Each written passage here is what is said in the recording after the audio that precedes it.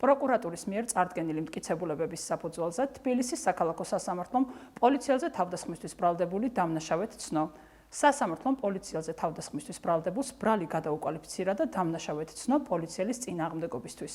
შინაგან საქმეთა სამინისტროს მიერ ჩატარებული გამოძიებით დადგინდა, რომ 2024 წლის 24 ნოემბერს თბილისში რუსთაველის გამზირზე გამართული აქციის მიმდინარეობისას ბრალდებული თავს დაესხა შინაგან საქმეთა სამინისტროს თანამშრომელს და ფიზიკურად იძალა მასაზე.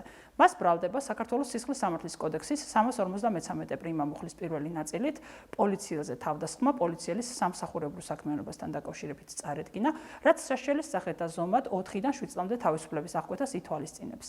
თბილისის საქალაქო სასამართლომ ბრალდებული დამნაშავედ ცნო 353 მუხლის პირველი ნაწილით პოლიციის მიმართ წინააღმდეგობა ჩადენილი ძალადობით და სასჯელის სახით და ზომად 2 წლით თავისუფლების აღკვეთა განუსაზღვრა.